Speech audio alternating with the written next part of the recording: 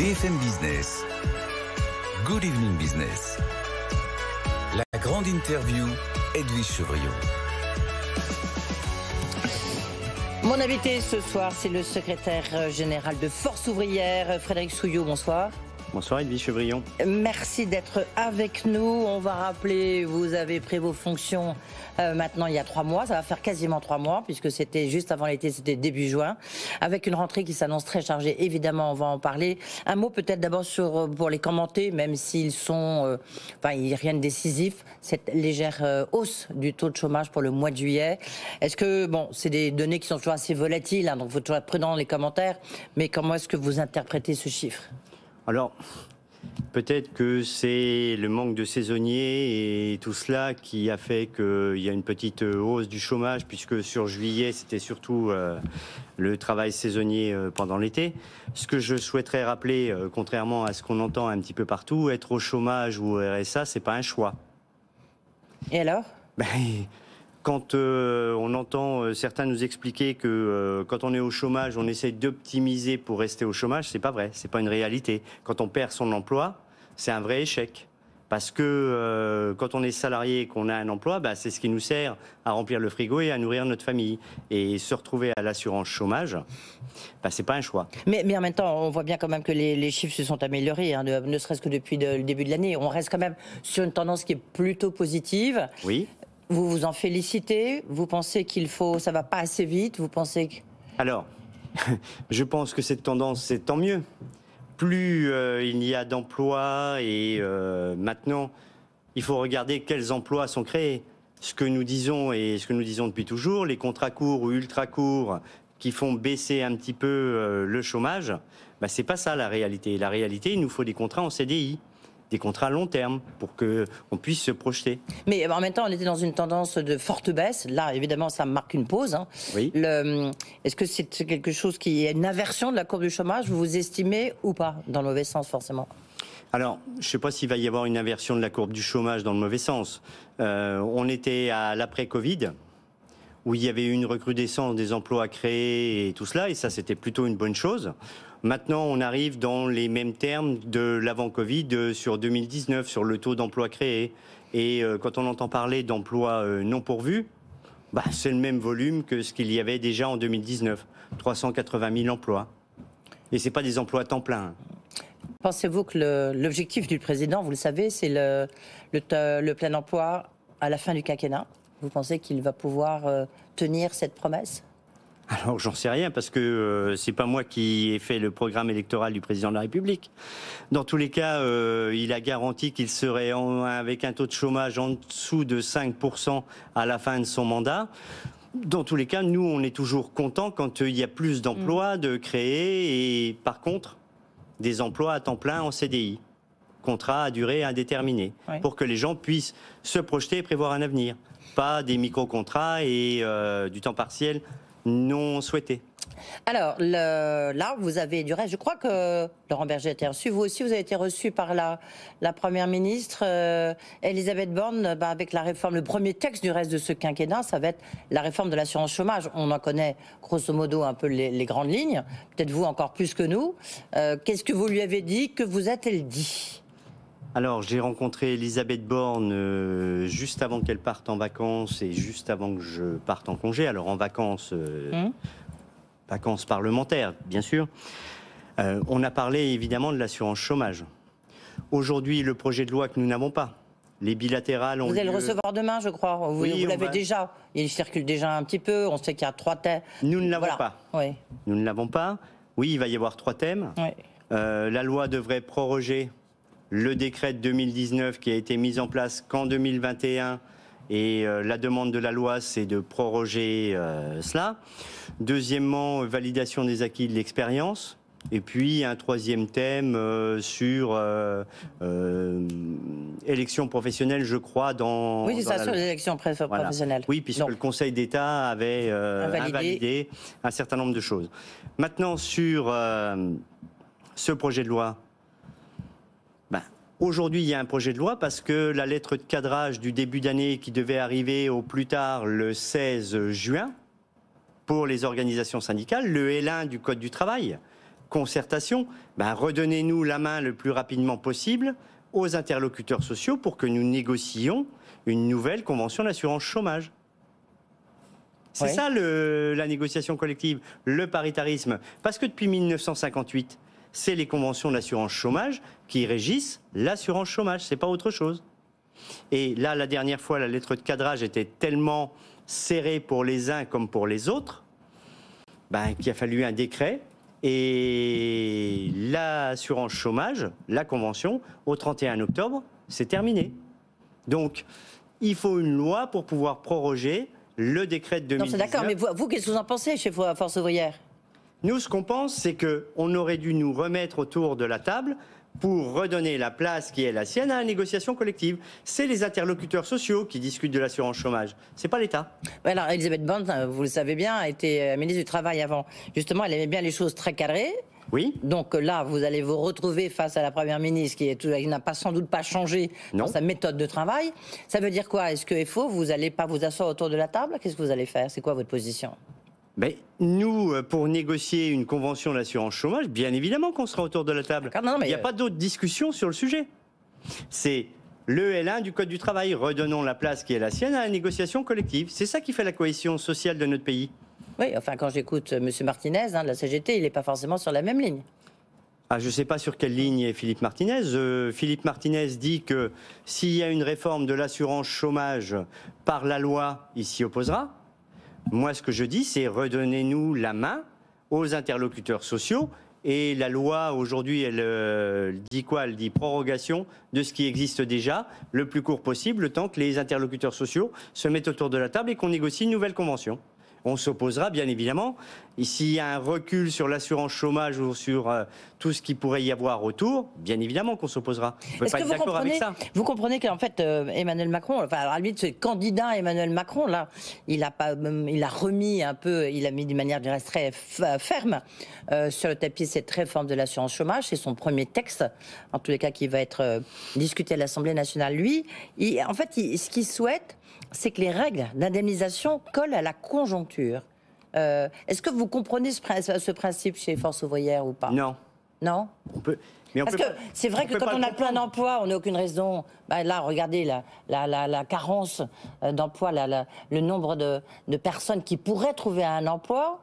Et puis, en même temps, il y a des moments où il y a une crise très importante, où là, c'est beaucoup plus difficile. À ce moment-là, il faut allonger peut-être la durée d'indemnisation. Est-ce que cette côté variabilité, vous pouvez l'accepter? Vous nous dites non, pourquoi? Parce qu'en fait, c'est comme quand vous payez votre assurance de maison. Oui. Vous la payez toujours, pareil, et l'assurance chômage, elle porte bien ce nom-là. C'est les cotisations que vous avez versées. Et aujourd'hui, quand on parle du volume d'emploi non pourvu, 380 000, c'était déjà la même chose en 2019. Et on ne nous parlait pas de crise et pas d'inflation. Et ce ne sont pas des emplois pérennes, à taux plein, en CDI. C'est donc adapter l'assurance chômage en fonction de la conjoncture. Emmanuel Macron, il l'avait peut-être mis dans son programme. Aujourd'hui, il aurait dû. C'est la règle. Il est obligé de passer par la loi parce qu'au 31 octobre, il n'y a plus d'indemnisation des chômeurs si la loi ne proroge pas la convention qui existe aujourd'hui. Oui. Oui, bien sûr, oui. Oui. C'est-à-dire que... Donc, vous voulez dire quoi, là? Je ne comprends pas exactement ce que vous voulez dire. C'est une loi sous contrainte, là? Enfin, c'est un texte sous contrainte, c'est ça que vous dites? Bien sûr, c'est un texte sous contrainte, puisque il y avait le dernier délai pour faire une lettre de cadrage, pour mettre les interlocuteurs sociaux autour de la table pour négocier une convention d'assurance chômage, c'était le 16 juin. Il paraît que le 16 juin, ce n'était pas une bonne date pour le président de la République. Frédéric Souillot, il y a une intersyndicale le 5 septembre de mémoire. C'est ça. Avec qui autour de la table? Toutes les organisations syndicales françaises. Et pour discuter de quoi et faire quoi? Alors, on va discuter du pouvoir d'achat, de l'inflation et de l'augmentation des salaires. On va discuter de ce que nous souhaitons faire tous ensemble. Je rappelle que pour la première fois, avant que la loi pouvoir d'achat soit discutée à l'Assemblée et au Sénat, il y avait un communiqué de presse des organisations syndicales et il n'en manquait aucune. Donc, on se revoit début septembre pour regarder où nous en sommes sur l'inflation et l'augmentation des salaires et sur la conditionnalité des aides aux entreprises, c'est-à-dire le partage des richesses, et discuter de l'actualité, et nous verrons bien ce qu'il en sortira le 5 septembre. Et vous êtes dans quel état d'esprit chez Force ouvrière? Dans l'état d'esprit de cette intersyndicale, nous devons continuer à discuter et à la faire vivre. Alors, nous, on a des revendications qui sont propres à nous, à Force ouvrière, mais quand on arrive à les partager tous ensemble, il n'y a pas de raison que ça ne fonctionne pas. Mais par exemple, le 29 septembre, c'est ce que disait Philippe Martinez chez nos confrères de BFM TV, il disait le 29 septembre, il y a une journée de manifestation de la CGT. Est-ce qu'il y aura aussi FO? Je ne sais pas. Vous êtes le aujourd'hui, c'est vous le boss, hein, comme on dit chez nous. Hein. Sur BFM Business, vous êtes le boss, de Force ouvrière. On se félicite qu'il y ait des actions qui soient programmées ici ou là. Maintenant, sur des revendications que nous portons, nous, depuis toujours, hein, l'augmentation des salaires et contre l'inflation et tout ce qui va avec. Par contre, si chacun sort sa date, ça n'aura pas d'effet sur... Donc vous serez là le 29 septembre. C'est pas ce que j'ai dit, madame. Si vous dites si chacun sort sa date... Je crois que quelques-uns ont sorti une date aussi pour le 22, et puis d'autres parlent d'une date de début octobre. Ce que l'on dit, c'est que si on veut peser le rapport de force, c'est toutes les organisations syndicales en même temps. C'est pas un coup ici, une corporation là et autre chose. Donc vous allez essayer le 5 septembre Nous allons en discuter, bien évidemment. De trouver une date. Oui, parce qu'il va falloir se mobiliser, bien évidemment. Avec la CFDT, est-ce que vous la sentez sur la même ligne que vous? Vous m'avez invité pour que je parle des autres organisations syndicales ou pour que je parle de la mienne? Non, mais parce que vous discutez. Vous avez, j'imagine, Laurent Berger, vous l'avez au téléphone, j'imagine. Alors, bien évidemment, nous avons toutes les organisations syndicales. Regardez le dernier communiqué de presse que nous avons fait sur le pouvoir d'achat. Il y avait la totalité des organisations syndicales françaises, de la CFDT jusqu'à Solidaire. Donc, on va rediscuter le 5 septembre. 5 septembre, c'est à quel niveau que ça discute? C'est à votre niveau? On a chacun des délégations. D'accord, mais est-ce que vous y serez? Non? Ah non. D'accord, non, mais vous avez... Attendez, imaginez l'image. Ah oui. Puisque vous dites qu'il y a toutes les différentes fédérations, tous les syndicats, avec tous les numéros 1, tous les leaders, ça aurait du poids. Je ne sais pas si ça aurait plus de poids. Ça, je peux vous dire, ça aurait du poids.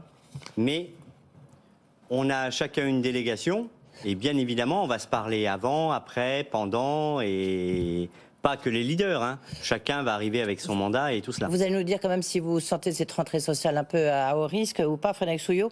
Je voudrais peut-être vous interroger sur la fin de l'abondance, cette célèbre phrase désormais prononcée mercredi en début du Conseil des ministres par le Président de la République. Il dit qu'il y avait des sacrifices en vue. Pardonnez-moi de le reciter, mais Philippe Martinez dit « c'est un message complètement décalé ». Vous dites quoi? Alors, je vous ai amené ma corne d'abondance, la corne d'abondance des salariés. Même à l'envers, elle est vide. Et ça fait un moment qu'elle est vide. Alors, c'est un message. Mais je pense que le message, il est décalé par rapport à la situation. Parce qu'aujourd'hui, on nous parle de sacrifice et de tout ce qui va avec. Je n'avais pas vu qu'on avait changé de président de la République. C'est comme quand on nous parle de l'insouciance. Parce que jusqu'à preuve du contraire, il était président de la République sur l'ancien quinquennat. Il a aussi été ministre de l'économie sur le quinquennat précédent. Et il a été aussi secrétaire général adjoint de l'Élysée. Donc s'il y a eu de l'insouciance, c'est pas aux travailleurs qu'il faut la reprocher. Je pense que les politiques qui nous dirigent et qui sont élus depuis, maintenant on va pouvoir dire plus de 10 ans. Mais à la fin, oui. Presque. Non, plus de 10 ans, parce que le quinquennat précédent, où il était ministre de l'économie et secrétaire général adjoint de l'Élysée, il était bien aux manettes aussi, quand même, quelque part. Oui, il n'avait pas les pleins pouvoirs comme il l'a depuis qu'il a été élu. Il n'avait pas les pleins pouvoirs, mais pour autant, sur l'insouciance et sur l'abondance, apparemment, l'abondance, elle n'est pas la même pour tout le monde. Parce que sur le partage des richesses et le versement de dividendes aux entreprises françaises, on est les numéros 1 européens. Vous avez vu le chiffre 44,3 milliards a été versé aux actionnaires. Enfin, parmi les actionnaires, il y a des gros actionnaires et puis il y a des petits actionnaires aussi. Oui, certainement. Mais vous savez, c'est le quoi qu'il en coûte de l'époque. Aujourd'hui, on dit que la facture, il faudrait que ce soit les salariés qui la payent. On n'est pas d'accord avec ça. Et sur la conditionnalité des aides, là aussi, il y a un vrai sujet et un vrai débat. Malgré tout, considérez-vous que vous avez été un peu entendu sur L'augmentation des salaires.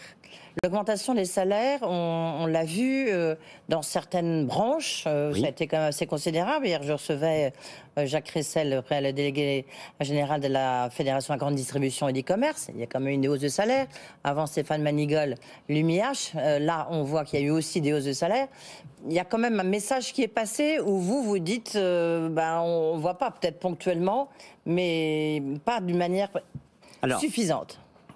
Le message est passé puisque j'ai entendu aussi le ministre de l'économie, Bruno Le Maire, qui dit qu'il faut augmenter les salaires. Oui. Elisabeth Borne dit qu'il faut augmenter les salaires. On aurait aimé que le gouvernement donne un signe, notamment en augmentant le SMIC, et pas juste l'augmentation liée à l'inflation, un coup de pouce au SMIC. Et puis, sur l'augmentation des salaires de la fonction publique. Oui. Ce matin, vous avez entendu le président, j'imagine, qui a donné un peu sa feuille de route pour l'éducation nationale, qui a dit, voilà, les enseignants, les jeunes enseignants, il faudrait un salaire de 2 000 € minimum. Oui, c'est tant mieux. Oui. Et... ça, vous en félicitez. Mais dans tous les cas, à chaque fois qu'on va parler de hausse de salaire et qu'on juge, comme pour le SMIC, que les salaires sont trop bas pour arriver à vivre dignement, c'est une bonne nouvelle pour les organisations syndicales. Maintenant, où est-ce qu'on met le curseur ? Et nous, on dit que l'augmentation des salaires, c'est maintenant. L'inflation, on n'a pas connu ça depuis 1985. Et le niveau que nous aurons en fin d'année. Oui. Donc, c'est par l'augmentation des salaires qu'on va combattre l'inflation. Parce que l'inflation, on nous a dit, s'il y a l'augmentation des salaires, ça va tourner en boucle. Non, c'est faux. Aujourd'hui, on a une inflation et ce n'est pas lié à l'augmentation des salaires. Oui, mais ensuite, ça peut être le cas, non? Ah, ça, je ne sais pas. Oui. En même temps, on va avoir une récession puisque le PIB va... dans une spirale, vous savez, la fameuse spirale. Oui, la spirale que les économistes nous sortent depuis que nous n'avons plus d'inflation. Par contre, avant, on avait l'échelle mobile des salaires et pour autant, ça ne faisait pas une spirale de récession. Et nous l'avons eu jusqu'à la loi Delors du début des années 80. Et avant ça, quand vous étiez salarié, eh bien, vous aviez une augmentation automatique liée à l'inflation de tous les salaires. Est-ce que, il y a la question du pouvoir d'achat très forte, pardon, est-ce que cette rentrée, alors c'est un peu galvaudé comme expression, pardonnez-moi, mais diriez-vous quand même que c'est une rentrée sociale à haut risque? Ou pas? Bien sûr que quand on regarde les sondages et tout ça et qu'on entend parler de nostalgie... Pouvoir d'achat et climat, oui, les deux. Ben oui. Bien sûr que cette rentrée sociale, elle est à haut risque. Quand vous n'arriverez plus à nourrir votre famille ou à faire la rentrée des classes normalement avec vos enfants, ça va créer des tensions. Et là, les organisations syndicales, on ne va pas laisser les salariés, les travailleurs, sans rien. Donc, le 5 septembre, la mobilisation sera sur la table. Oui. Qu'est-ce qui remonte des entreprises à FO? Qu'est-ce qui remonte? Qu'est-ce qui vous remonte? Alors, ce qui nous remonte... On n'est plus tellement dans les plans sociaux, non? Et ça, c'était plutôt, évidemment, au moment de la crise de la Covid. Aujourd'hui, il n'y en a pas plus en perspective. Alors, il y en a encore quelques-uns. Bien sûr, ponctuellement, évidemment. Il y en a encore quelques-uns, mais je dirais que c'est presque le fonctionnement, je ne veux pas dire normal, mais il y a encore quelques plans sociaux qui sont en cours. Maintenant, ce qui nous remonte, c'est que les syndicats dans les entreprises, et notamment FO, demandent une clause de revoyure sur les négociations de salaire qui ont eu lieu en début d'année pour remettre du pouvoir d'achat et améliorer le train de vie des uns et des autres.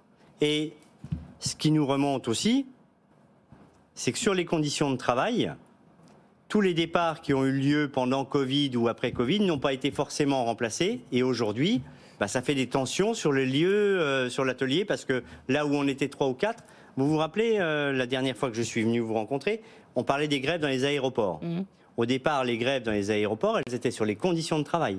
Elles n'étaient pas sur les salaires. Les salaires sont venus après, mais parce que la partie Covid, confinement et tout cela, et les fermetures, tous les départs n'avaient pas été remplacés. Et pour le coup, là où ils étaient 4 avant, ils n'étaient plus que 2. Et donc les conditions de travail, elles n'étaient pas bonnes pour pouvoir réaliser son emploi correctement. Tiens, vous parlez des transports. Vous avez vu peut-être qu'il y a 8000 postes vacants de conducteurs pour les cars scolaires pour cette rentrée. Oui. J'ai envie de dire, ça doit pouvoir se trouver, non Alors, il faut des gens qui savent conduire, il y a des examens, bien sûr, mais... Il faut passer son permis de conduire de transport en commun pour transporter des enfants. Heureusement. En même temps, ce sont des emplois, chauffeurs de bus, cars scolaires, qui n'étaient pas des emplois à temps plein, pour la plupart d'entre eux. C'était souvent des femmes qui emmenaient les enfants à l'école le matin, qui ramenaient le bus et qui allaient les chercher à midi pour la cantine et pour le reste. Si il y avait eu de bonnes conditions de travail et une bonne rémunération sur ces chauffeurs de cars scolaires, bah peut-être qu'il n'en manquerait pas aujourd'hui. Et donc, si on travaille sur rémunération, alors comme le dit le président de la République pour l'éducation nationale, rémunération, conditions de travail, bah on n'aura pas de problème pour trouver des chauffeurs de bus. Mais il ne va pas y avoir une génération spontanée demain matin de chauffeurs de cars scolaires. Sur la question du pouvoir d'achat, je voudrais qu'on y revienne. On voit qu'il y a une inflation extrêmement forte, c'est sûr, on a l'inflation alimentaire, on a vu qu'il atteint presque 10%. Est-ce que vous avez le sentiment quand même que sur le bouclier énergie, le gouvernement a fait, même s'il va l'alléger, parce qu'il y a quand même un coût pour les finances publiques, a fait beaucoup plus, par exemple, que d'autres gouvernements, eux, ont fait? Alors, sur le bouclier énergétique, c'est une bonne chose. Ce que je pense, ce que nous pensons, c'est qu'on a le plus gros parc nucléaire européen, voire mondial. 56, mais il y en a plus d'une trentaine, et il y en a encore qui sont en panne. Eh bien, si on avait gardé EDF, GDF, comme à l'époque, eh bien, le parc nucléaire, il serait optimisé, optimum, et aujourd'hui, on n'aurait pas de problème d'indépendance énergétique et tout ce qui va avec. Donc, le bouclier aujourd'hui, j'ai vu que les Allemands avaient fait une demande à la Commission européenne, et la Commission européenne les a autorisés à baisser la TVA de 13% sur l'énergie. Vous demandez la baisse de la TVA sur l'énergie? Mais moi, ce que je dis, c'est que le président de la République, s'il veut faire un geste et continuer sur le bouclier énergétique, il faut baisser la TVA. Fasse la demande, puisqu'on nous dit souvent, oh non, c'est l'Europe qui ne veut pas. Bah là, pour l'Allemagne, elle l'a accepté. Oui, mais sauf que ça aurait un coût énorme pour les finances publiques, hein, vous le savez bien. Mais si on abaisse la TVA, c'est ce que je souhaite du reste. Vous savez, le quoi qu'il en coûte, ça a eu un coût énorme pour les finances publiques. Maintenant, il ne faut pas présenter la facture aux salariés. Je ne suis pas d'accord. Nous ne serons pas d'accord avec cela. Merci beaucoup, ça sera le mot de la fin. Merci beaucoup Frédéric Souillot d'avoir été avec nous, secrétaire général de Force Ouvrière. Voilà, c'est la fin de cette grande interview. On se retrouve pas demain, mais on se retrouve lundi en direct du MEDEF. Mais tout de suite, vous retrouvez bien sûr François Sorel pour Tech & Co. Good Evening Business, la grande interview.